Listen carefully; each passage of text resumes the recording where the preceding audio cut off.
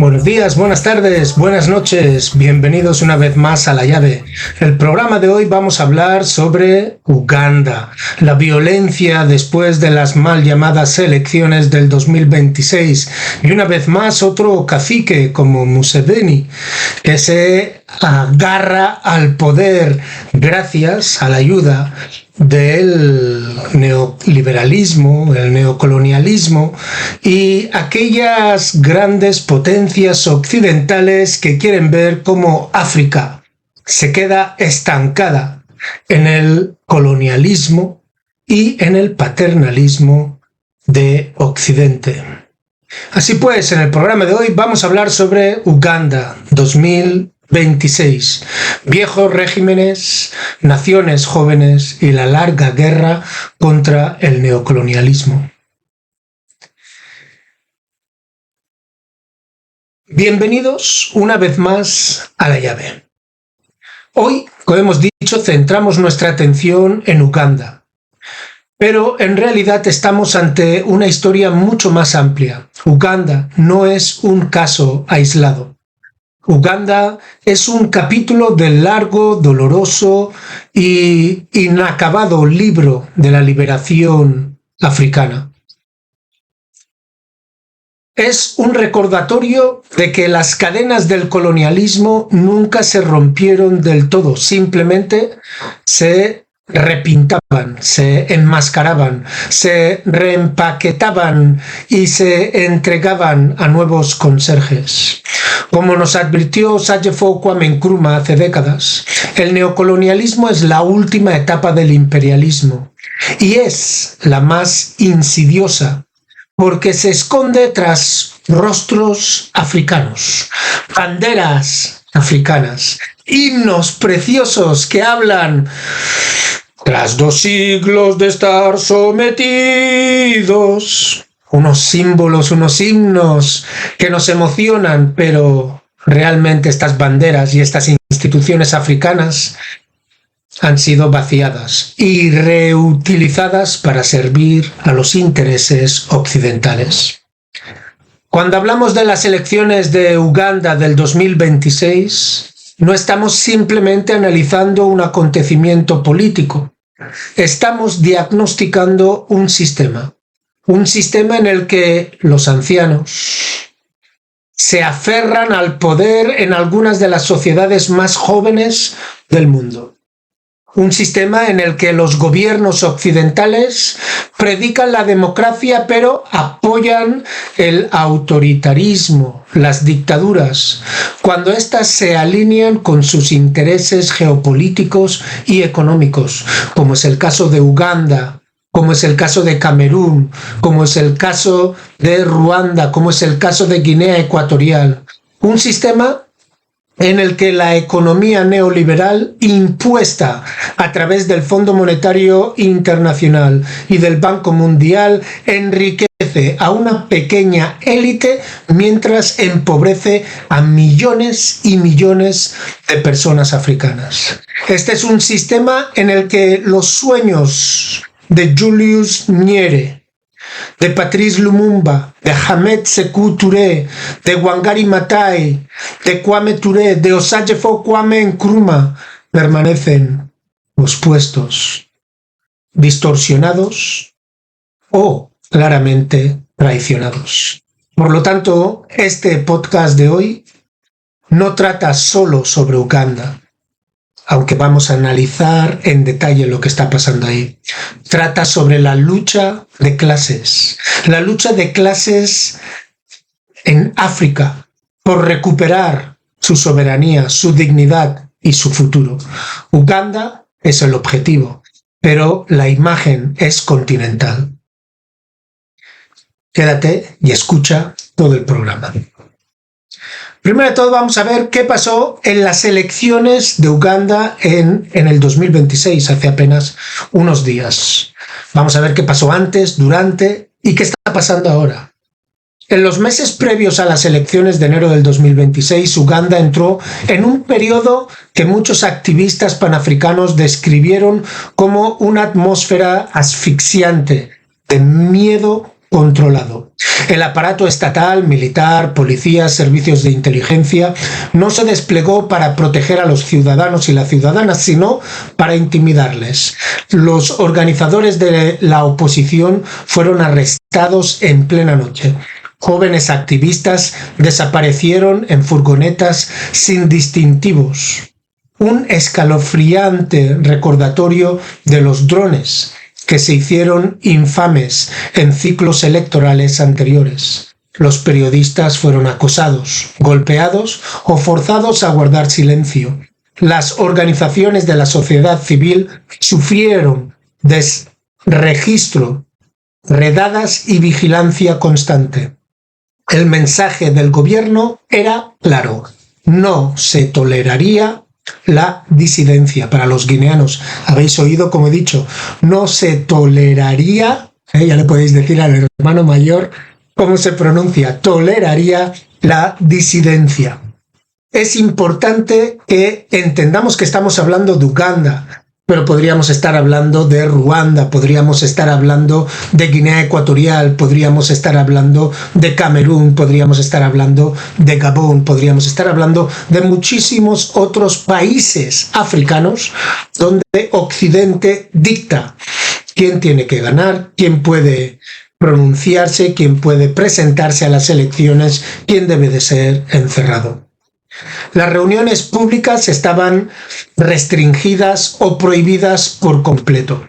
Las manifestaciones de la oposición fueron bloqueadas bajo el pretexto de preocupaciones de seguridad, mientras que los eventos del partido gobernante se desarrollaban completamente sin obstáculos. El Internet fue limitado, monitorizado y manipulado. Los espacios digitales, antes refugio de jóvenes ugandeses que buscaban organizarse, movilizarse y decir la verdad al poder, se convirtieron en campos de batalla de censura e interferencia estatal. Wangari Maathai dijo una vez que el Estado teme a sus ciudadanos cuando sabe que los ha traicionado. Uganda, en el 2026, encarnó ese miedo. El día de las elecciones, la militarización de la vida política alcanzó su punto más álgido. Los colegios electorales en los bastiones de la oposición abrieron tarde o no abrieron en absoluto. Los votantes se sintieron intimidados por la fuerte presencia de personal armado.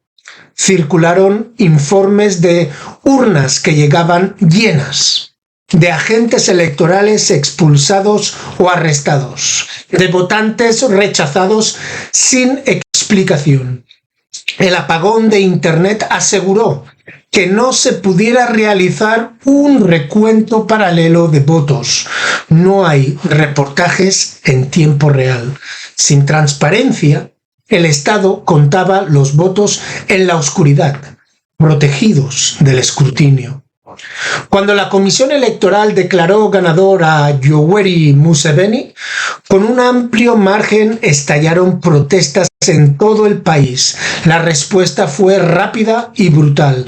Las fuerzas de inseguridad reprimieron a los manifestantes con gases lacrimógenos, porras y munición real. Los líderes de la oposición fueron puestos bajo arresto domiciliario.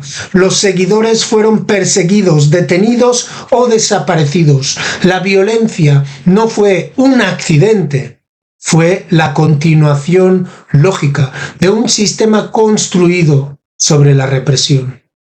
Los observadores internacionales emitieron declaraciones de preocupación, pero la preocupación es la moneda de la hipocresía. La preocupación no libera a un pueblo, la preocupación no desmonta la represión, la preocupación no desafía el poder de estos dictadores.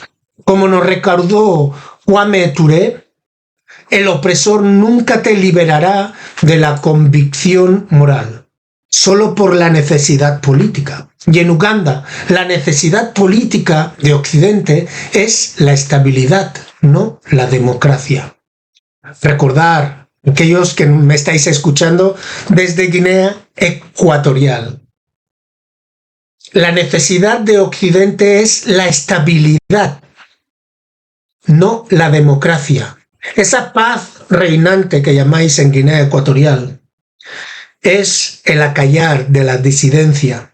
La paz reinante es esa equivocación de que la falta de violencia o la falta de guerra significa paz. El acallar a los disidentes, el detener ilegalmente a los activistas de derechos humanos, el no tener una oposición política real, 14 partidos de la oposición coaligados con el PDGE, el CPDS obteniendo menos votos que el número de membresía que tiene, menos que el número de militantes que tiene. Todo eso son incoherencias. Eso es lo que Occidente quiere ver, una estabilidad para que ellos puedan continuar explotando los recursos naturales e humanos de África. Pero bueno, vamos a ver quién es este Yoweri Museveni, el dictador. Museveni llegó al poder en el 1986 como un joven revolucionario, prometiendo un cambio fundamental. Hablaba el idioma de la liberación, denunció la dictadura, prometió democracia, rendición de cuentas y transformación. Muchos le creyeron. Muchos esperaban que Uganda finalmente hubiera pasado la página. ¿Os suena esa historia? ¿Os suena esa historia? Un joven revolucionario prometiendo cambio fundamental. Hablaba el idioma de la liberación, denunciaba la dictadura, prometió democracia. Pero bueno, como advirtió Hamed Sékou Touré, la lucha contra el colonialismo es más fácil que la lucha contra el neocolonialismo, porque el enemigo ahora habla tu idioma, viste como tú y su apariencia es como la tuya. La retórica temprana de Museveni ocultaba una trayectoria más profunda, una que llevaría a Uganda a una nueva era de autoritarismo y dictadura. 40 años después, Museveni sigue en el poder. Se han eliminado los límites de mandato, se han eliminado los límites de edad, las instituciones han quedado vacías, el ejército se ha fusionado con el partido gobernante, la disidencia ha sido criminalizada, la edad media de Uganda es alrededor de 16 años. Museveni tiene 81 años. Esto no es solo una brecha generacional, sino una contradicción política, una sociedad joven, gobernada por un patriarca de la era de la liberación que ya no refleja las aspiraciones, ni las luchas, ni el futuro de Uganda ni de África en general. Los líderes de la oposición han sido arrestados, torturados, exiliados o silenciados. Los periodistas sufren acoso, las ONGs se enfrentan al cierre, los movimientos juveniles sufren infiltración y represión. El Estado ha perfeccionado el arte de criminalizar la disidencia. Las leyes antiterroristas, leyes de orden público, leyes de ciberdelito, todos solían silenciar a la gente. Julius Nyerere dijo una vez que el liderazgo no es una cuestión de poder, sino un servicio que se hace al pueblo. Los críticos de Museveni sostienen que el servicio terminó hace muchísimos años, décadas, sustituido por la supervivencia y la dictadura. Vamos a ver entonces cómo este señor ha conseguido estar en el poder desde el 86. ¡Ay! Mirad que Obiang lleva desde el 79. Pues este le pisa los talones, ¿eh? Con 7 añitos le pisa los talones. Vamos a ver cómo ha podido quedarse en el poder. Para entender la longevidad de Museveni en el poder, hay que comprender sus alianzas internacionales, especialmente con Occidente. Uganda es un socio militar clave para los varios gobiernos occidentales, contribuye con tropas a misiones regionales, apoya operaciones antiterroristas, se posiciona como una fuerza estabilizadora en el África Oriental. Esto le da a Museveni ventaja, le da protección diplomática, le da acceso a ayuda militar, entrenamiento y equipamiento.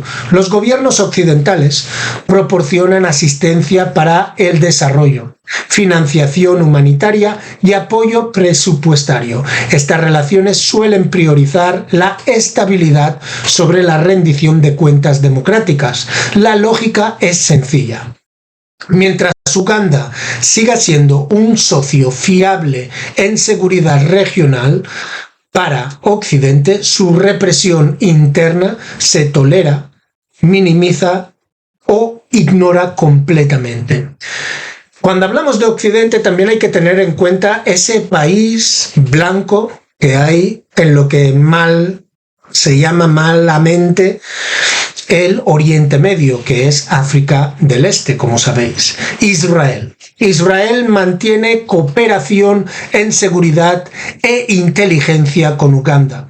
Entrenamiento de equipos, lazos diplomáticos. Estas relaciones refuerzan el aparato de seguridad que sustenta el régimen, refuerzan la capacidad del Estado para suprimir a la disidencia, al igual que pasa en Guinea Ecuatorial, donde tienes gente de la inteligencia, del servicio de inteligencia israelí, así con la dictadura de Guinea Ecuatorial. Seguimos. Algunos analistas sostienen que Bobi Wine, el rapero que se volvió opositor hace más o menos una década, recibe apoyo de las redes estadounidenses. Esto no es un ataque a su persona, ¿no? Es una crítica estructural. La política africana suele estar moldeada por la financiación externa, agendas externas, intereses externos. Eso nos pasa también en Guinea Ecuatorial, donde mucha de la mal llamada oposición está financiada por partidos políticos o por grandes magnates que tienen intereses en Guinea Ecuatorial.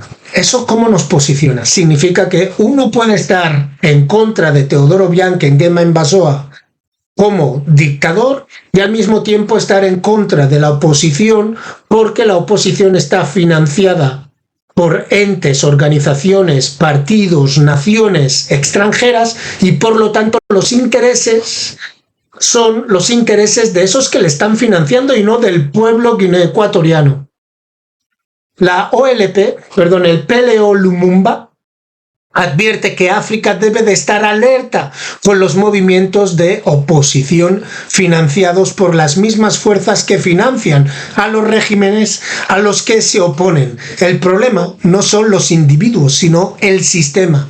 Me explico. En el caso de Uganda, Bobi Wine, muy bien, está bien, ¿no? Moviliza a las masas, pero está financiado por Estados Unidos de América. Está financiado por Soros a través de Open Society y otras organizaciones. Entonces, ¿cómo sabemos que Bobi Wine realmente tiene los intereses del pueblo? Porque esa gente que le está financiando, si alguna vez Bobi Wine llegara al poder de Uganda, esa gente, esas naciones que le han financiado durante todos estos años, cuando le han pegado palizas, le han atendido médicamente y todo esto, van a querer sus migajas. Van a decir, bueno, nosotros te hemos puesto en el poder. Es lo mismo que vemos en todos lados, ¿no? En Gabón, para mí es un ejemplo clave con Oligui Nguema. Ahora vamos entonces a ver estos sistemas económicos que mantienen a estos dictadores en el poder. Por supuesto, como en todos mis podcasts, por desgracia, tenemos que hablar del Fondo Monetario Internacional, del Banco Mundial, del neoliberalismo, en el caso de Uganda. Uganda es uno de los ejemplos más citados de ajuste estructural en África. La semana pasada hicimos un podcast sobre AfriStats, esa organización de estadísticas y de datos que hace las proyecciones, pero que al mismo tiempo ayudó a implementar los programas de ajustes estructurales en África. Pues Uganda es uno de los casos más claros. En las décadas del 1990 al 2000, el Fondo Monetario Internacional y el Banco Mundial impulsaron la privatización, la desregularización y la devaluación de la moneda, recortes en los servicios públicos y la agricultura orientada a la exportación y no a el subsidio, no a la autosuficiencia de una nación, que es lo que deberíamos de ir antes de hacer exportación. Mirar cómo funciona en China. Se cerraron durante décadas, desarrollaron su país, aseguraron que todo el mundo puede comer y entonces empiezas a exportar a lo loco porque te sobra. Así debería de estar toda África, no solo Uganda. Estas políticas estabilizaron los indicadores macroeconómicos, pero desestabilizaron las vidas de las personas mundanas, como diría mi nieto Pablo, las vidas de los ciudadanos de a pie, los soldados de infantería, ciudadanos de infantería. Las consecuencias son visibles en todas partes. El desempleo juvenil está muy extendido, está a lo alto, la desigualdad está aumentando, la desposesión de tierras es muy extendida, la dependencia del donante está arraigada. Del donante nos referimos a aquellas personas, aquellos gobiernos que dan ayuda externa, ¿no? Uganda exporta materias primas como oro, café, pescado e importa productos terminados. Esta es la estructura económica neocolonial clásica de la que nos advirtió Sajefo Kwame Nkrumah. Milton Obote, uno de los héroes de la independencia de Uganda, criticó los modelos de desarrollo impuestos externamente que priorizaban el capital extranjero y los beneficios extranjeros y los intereses extranjeros sobre la soberanía nacional. Wangari Maathai advirtió que la extracción neoliberal destruye tanto a las personas como al medio ambiente. Uganda hoy refleja estas advertencias.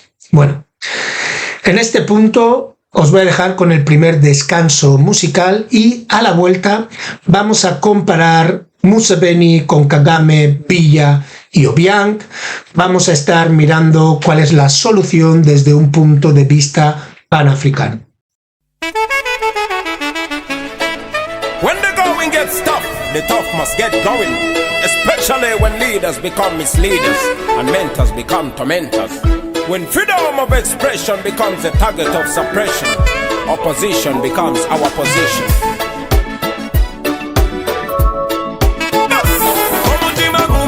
Nayenga temanyi munyonyi nawe kukumenyese abantu buli watunula bayongobedde bye basubiranga byawukana ku bye balaba abalala bo ne babyetama banyigirizibwa ne babulako gye balomba baabuwe kane gye wandibadde lopera nayo kibeera kizibu okufunayo obwenkanya tosigala wansi ensibe kusuula imukawo mangu tambule munsi teri kyangu lugendo luwambu situka tugende mu maaso.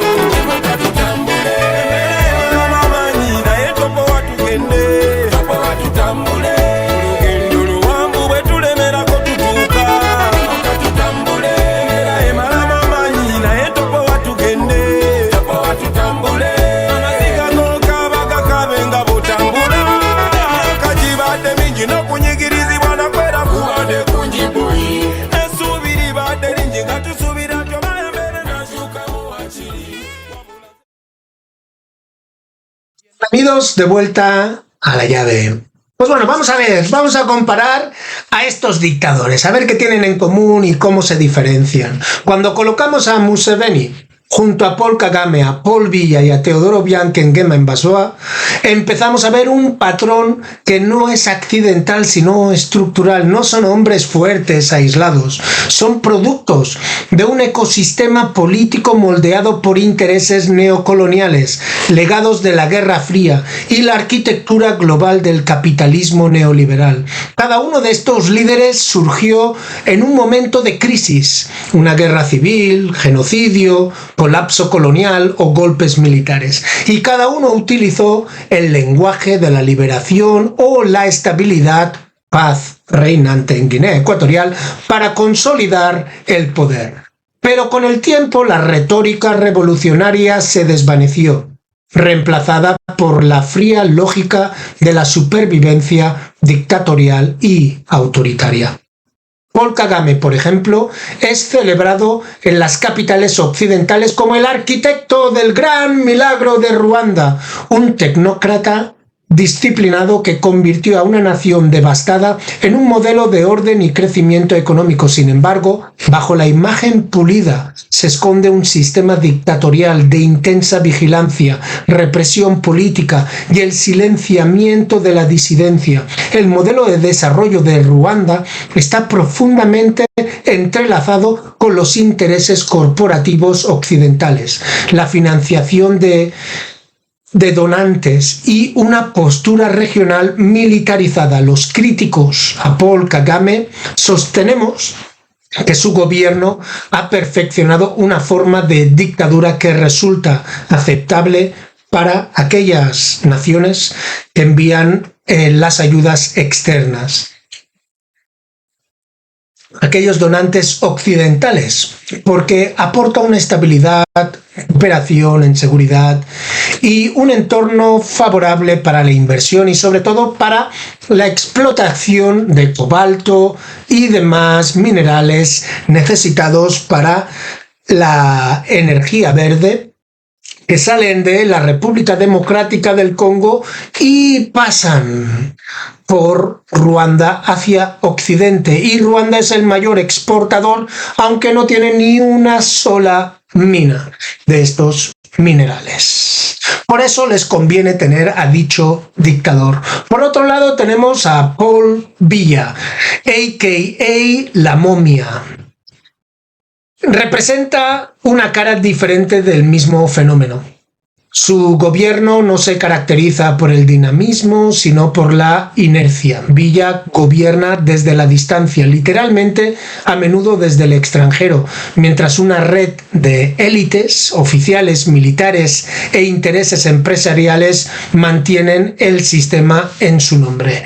El estancamiento político de Camerún no es simplemente resultado de las decisiones personales de Paul Biya o su mujer, es el resultado de un arreglo postcolonial en el que Francia mantiene una profunda influencia económica y política.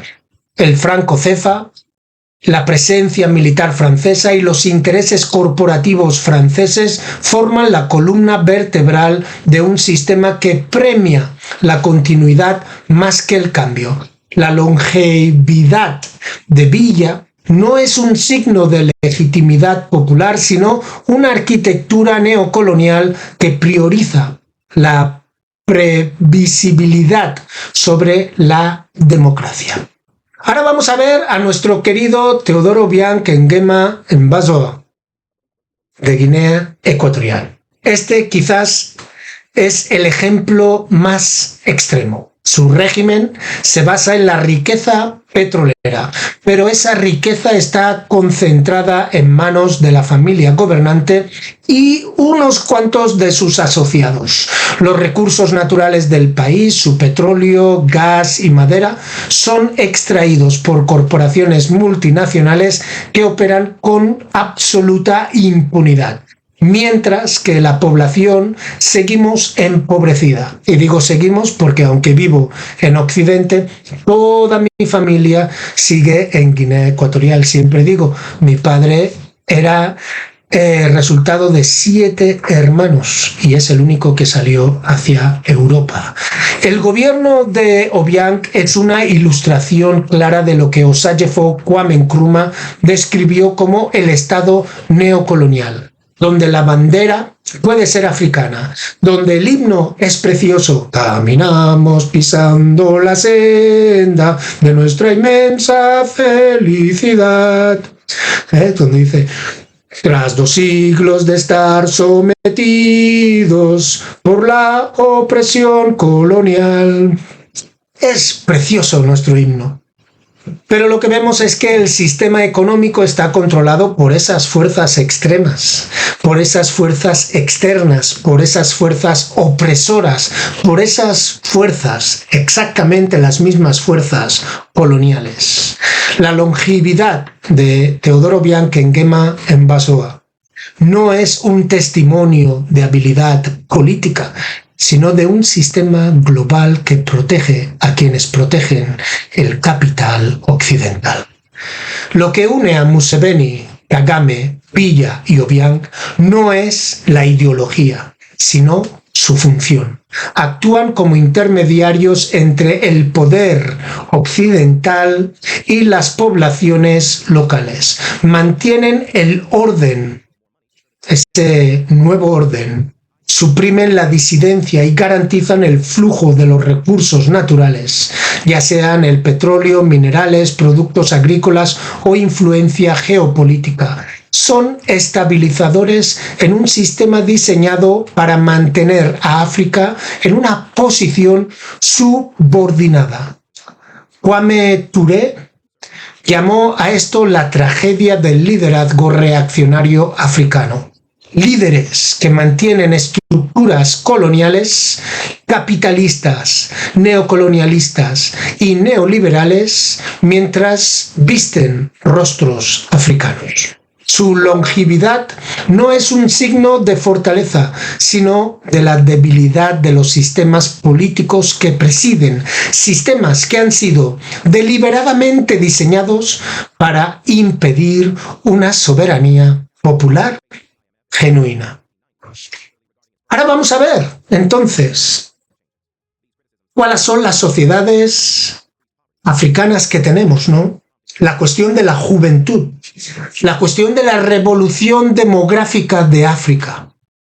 África es el continente más joven del mundo y Uganda es uno de los países más jóvenes de este continente. Esta realidad demográfica no es una nota al pie de página, es el hecho político central de nuestro tiempo, de nuestra era.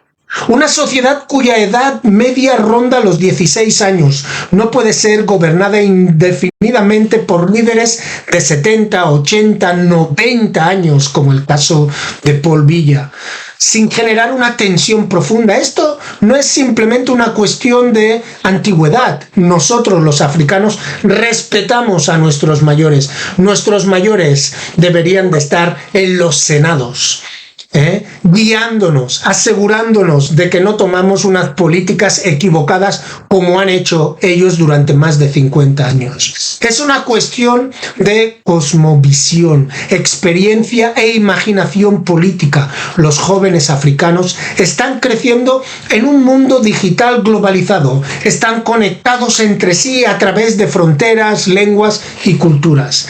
Estamos expuestos a nuevas ideas. No iba a decir nuevos horizontes, vosotros guineanos, ¿cómo sois? Están expuestos a nuevas ideas, a nuevos movimientos y nuevas posibilidades. No se conforman con las viejas narrativas de liberación que han sido utilizadas como arma para justificar gobiernos dictatoriales, gobiernos autoritarios y cleptocracias. La juventud africana no es apolítica. Son profundamente políticos, pero su política es diferente a la de la generación de la liberación. Exigen dignidad, oportunidad y representación. Rechazan la idea que la estabilidad requiera silencio. se niegan a aceptar que la pobreza es inevitable, desafían la ortodoxia neoliberal que ha dominado la política económica africana durante décadas y la ha devastado a todas las poblaciones africanas. El Fondo Monetario Internacional, el Banco Mundial, Estados Unidos, la Unión Europea, la Unión Africana, no ha hecho nada más que empobrecer y parar el desarrollo de África. La juventud cuestiona la legitimidad de los líderes que han estado en el poder más tiempo del que ellos han estado vivos. No están esperando permiso para hablar, están hablando. No están esperando el espacio para poder movilizarse, lo están creando. Esta división generacional, generación Z, algunos dirán, pero yo creo que tenemos la Z, la X, los de mi generación, todo el mundo quiere ver ese cambio. Esta división generacional no es meramente política, es existencial. La vieja guardia a través del miedo, la vigilancia y el clientelismo. La juventud se organiza a través de la creatividad, la solidaridad y la movilización digital. La vieja guardia se aferra al poder mediante la manipulación constitucional y la fuerza militar. La juventud exige rendición de cuentas, transparencia y justicia. Julius Nyerere advirtió que una nación que falla a su juventud ha fallado a sí misma. Hoy en día, muchos estados africanos están fallando a su juventud al negarles la oportunidad de participar, de moldear su propio futuro. Hay un dicho africano que dice así: si la aldea no deja que el joven participe de la vida comunal, la juventud quemará la aldea hasta sus cenizas. Los jóvenes no son víctimas pasivas, están subiendo, se están levantando, desde Uganda hasta Nigeria, desde Sudán hasta Senegal, desde Kenia hasta Sudáfrica, Tanzania. Los jóvenes desafían el autoritarismo, el neoliberalismo, el neocolonialismo y el capitalismo, sobre todo el imperialismo occidental. Están construyendo movimientos que trascienden las fronteras, están recuperando el espíritu panafricano que animó las luchas de Osagyefo Kwame Nkrumah, Patrice Lumumba, Tomás Sankara, Carmen Pereira, Amílcar Cabral, Steve Biko y muchos otros que han luchado y han muerto para que nosotros tuviéramos un futuro mejor que nos está siendo robado por estos caciques. Me gustaría decir marionetas, pero una marioneta no tiene conciencia. Y estos líderes no son marionetas de Occidente, son sus sirvientes. Conscientemente están metiendo dinero en su bolsillito y en el de sus hijos e hijas y su entorno, mientras oprimen y empobrecen a las poblaciones africanas. La revolución demográfica no va a llegar. No va a llegar. Ya está aquí. La cuestión es si los sistemas políticos africanos se adaptarán o colapsarán bajo el peso de sus propias contradicciones. Así pues, vamos a cerrar el podcast mirando cuál es el camino panafricano a seguir. África necesita líderes y lideresas que surjan del pueblo, no de los intereses y de los beneficios occidentales. Líderes que comprenden las luchas de la juventud, líderes y lideresas que reflejen la diversidad de sus sociedades. África debe de ir más allá de la exportación de materiales primas, más allá de la dependencia de las ayudas externas, más allá de la ortodoxia neoliberal, capitalista, imperialista. El llamamiento de Osagyefo Kwame Nkrumah a la unidad continental sigue siendo urgente. Sin unidad, África sigue siendo vulnerable a la manipulación externa. Los movimientos de base, las organizaciones juveniles, la solidaridad panafricana y la resistencia transfronteriza son esenciales. Wangari Maathai nos enseñó que el pueblo es poderoso cuando está unido. El Estado teme la unidad del pueblo. El imperio teme la unidad. Por eso la unidad es esencial. Y la unidad tiene que venir a través de la organización. Toda persona que cree en el futuro de África debe de estar organizada, debe de ser miembro de una organización que esté luchando por los derechos y por mejorar las vidas de las personas de a pie, del pueblo, de las masas. Este es mi llamado. Os llamo a todos a reflexionar sobre las elecciones de Uganda en el 2026. Debemos de entender que esto no es solo una crisis ugandesa, sino una crisis africana. Es una crisis del liderazgo, una crisis de legitimidad, una crisis de soberanía, una lucha contra el autoritarismo, las dictaduras. Es imprescindible y es inseparable de la lucha contra el neoliberalismo. La lucha contra el neoliberalismo es inseparable de la lucha contra el neocolonialismo, y la lucha contra el neocolonialismo es inseparable de la lucha por la unidad, la dignidad y la liberación de África. No podemos permitirnos ser neutrales. La neutralidad ante la opresión es complicidad. El silencio ante la injusticia es traición. El pueblo de Uganda se está levantando contra un sistema que les ha fallado. Se está enfrentando a un régimen que ha priorizado los intereses extranjeros sobre la soberanía nacional. Se está levantando contra un orden político que les han negado su futuro. Y no están solos. En todo el continente los jóvenes están creciendo, se están levantando, están madurando el nivel de conciencia y entendiendo que nuestras luchas no están aisladas, nuestras luchas están conectadas. Lo que pasa en Uganda importa con lo que está pasando en Sudán, con lo que está pasando en la República Democrática del Congo, con lo que está pasando en Guinea, la Guinea que mal llamamos Guinea Conakry, con lo que está pasando en la Guinea-Bissau.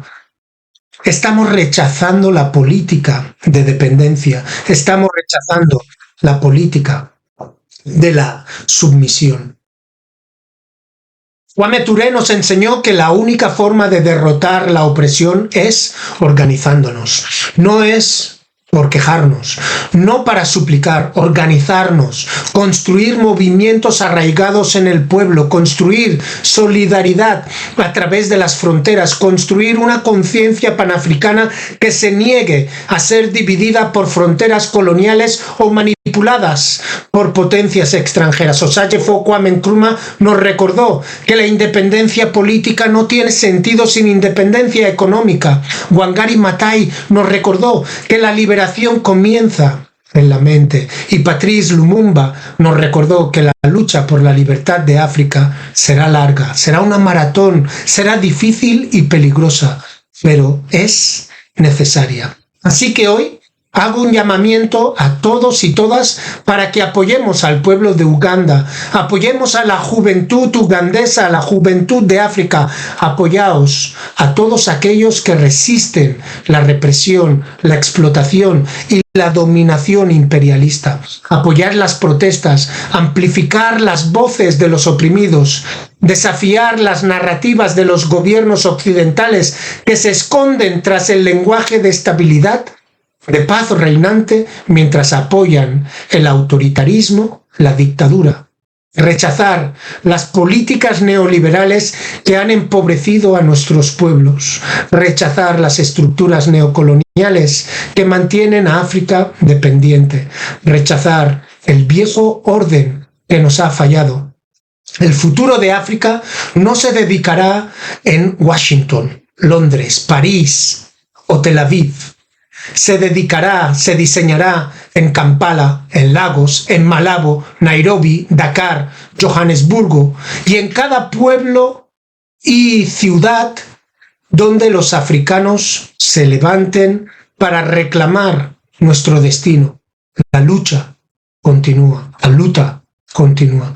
Pero también nuestra esperanza y también nuestro valor, también nuestra determinación.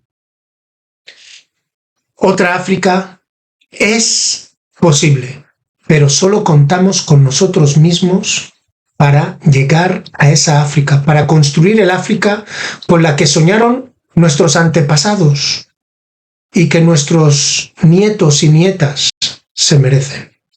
Ya sabéis dónde encontrarnos, okenvensue@gmail.com, okenvensue, Zan Cristia Esimi La Llave en Facebook, y si no, en mis perfiles personales, Zan Esim, en Facebook, Instagram, Thread, TikTok y demás. Y recordar, otra África es posible, pero para ello debemos de organizarnos e unirnos.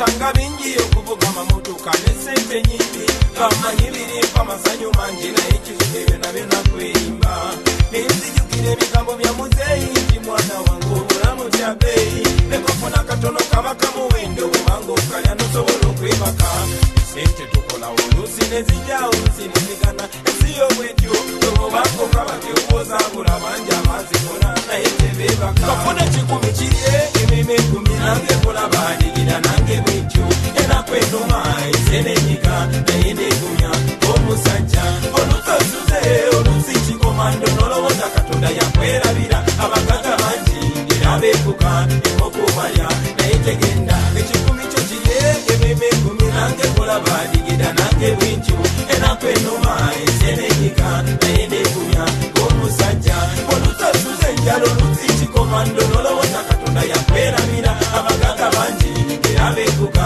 emokubalya naye tegenda tewala yagala mbeere mbi n'ebizibu byansi bwe bityo bakuba kusigala mu mbeere